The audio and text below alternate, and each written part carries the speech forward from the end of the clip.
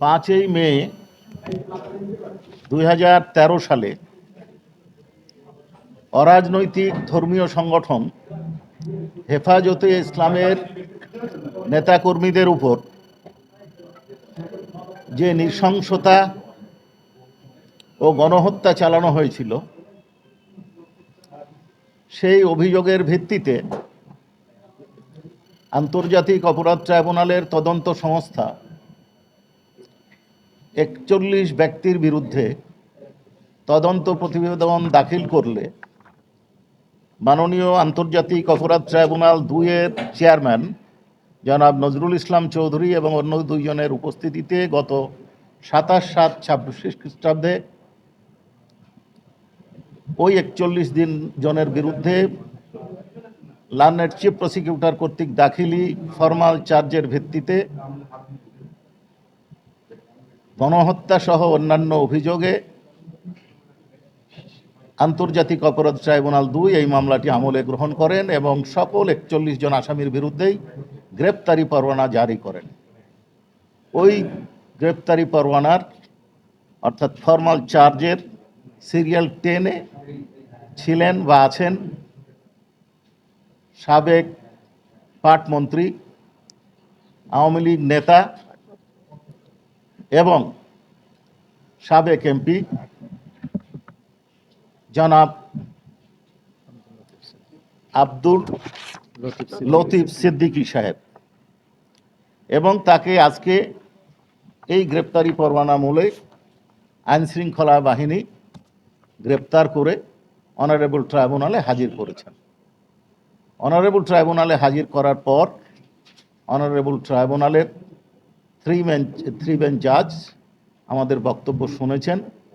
আসামি পক্ষে যেহেতু কোনো জামিনের আবেদন ছিল না, তখন আমাদের আবেদন মোতাবেক এবং কগনিজেন্স অনুযায়ী তাকে কাস্টডিতে নেওয়া হয়েছে এবং জেল হাজতে প্রেরণ করা হয়েছে। এখন আপনারা প্রশ্ন করতে পারেন যে তার বিরুদ্ধে অভিযোগটা কি? তার বিরুদ্ধে অভিযোগ হচ্ছে যে আপনারা জানেন যে হেফাজতের নেতাকর্মীরা তাদের দাবির সমর্থনে যে মহাসমাবেশ আহ্বান করেছিলেন, সেই মহাসমাবেশকে ভণ্ডুল করার জন্য, বানচাল করার জন্য এবং মৌখিকভাবে না হলে শক্তি প্রয়োগ, এমনকি লেথাল উইপেন ব্যবহার করে তাদেরকে এলিমিনেট করার মাধ্যমে, হত্যা করার মাধ্যমে এই সমাবেশকে উঠিয়ে দেওয়ার জন্য, নষ্ট করে দেওয়ার জন্য রাতের অন্ধকারে 3টে বাহিনী, র্যাব, পুলিশ এবং বিজিবির সমন্বয়ে ব্ল্যাক আউট করে 3টি বাহিনী 3টি অপারেশনের মাধ্যমে, যৌথ সমন্বয়কৃত অপারেশনের মাধ্যমে এই হেফাজত কর্মীদেরকে ওইখান থেকে অপসারণ করে, ঘটনাস্থলেই বেশ কয়েকজনকে হত্যা করে, যাওয়ার পথে নারায়ণগঞ্জে হত্যা করে, আরও বিভিন্ন জায়গায় হত্যা করে।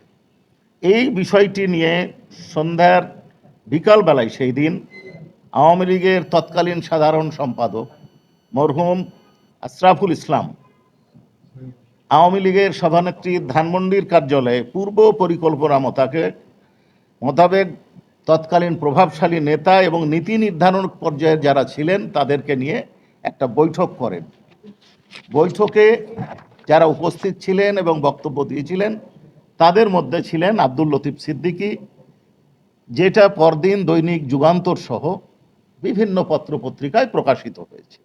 এবং ওইখানে তাদের মূল সিদ্ধান্ত ছিল, তারা ঢাকা ছাড়ুন স্লোগান দিয়েছিল নেতাকর্মীদের উদ্দেশ্যে এবং বলেছিল, তারা মানে আওয়ামী লীগের ওই সিদ্ধান্তে বলেছিল যে ঢাকা ছাড়ুন, না হলে ভবিষ্যতে ঘর থেকে বের হতে দেব না, এই মর্মে হুঁশিয়ারি উচ্চারণ করেছেন।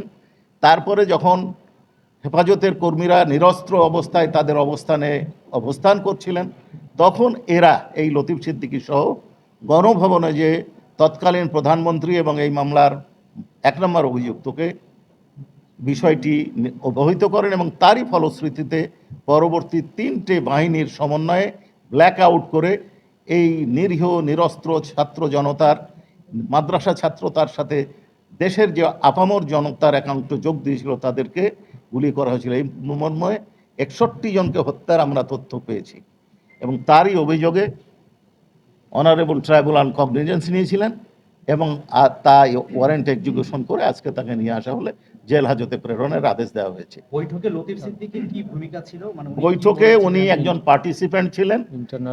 ইন্টারনাল সকল বক্তব্য আমাদের কাছে আসবে না, তবে তাদের যে সম্মিলিত সিদ্ধান্ত, এই সিদ্ধান্তটা তাদের ছিল, স্লোগান দিতে বলেছিলেন ঢাকা ছাড়াও নয়, ভবিষ্যতে ঘর থেকে বের হতে দেওয়া হবে না। বাকি সিদ্ধান্তটা তারা সিদ্ধান্ত অর্থাৎ পরামর্শ প্রধানমন্ত্রীকে জানিয়েছিলেন তৎকালীন, এবং সেই প্রধানমন্ত্রীকে তাদের পরামর্শ উস্কানি সিদ্ধান্ত গ্রহণ করে যে নারকীয় নৃশংসটা ঘটনা ঘটিয়েছিল তার পরামর্শদাতা, উস্কানিদাতা এবং সিদ্ধান্তদাতার মধ্যে উনি একজন, এবং এই সিদ্ধান্তের বলেই 61 জন ব্যক্তিকে হত্যা করা। জি জি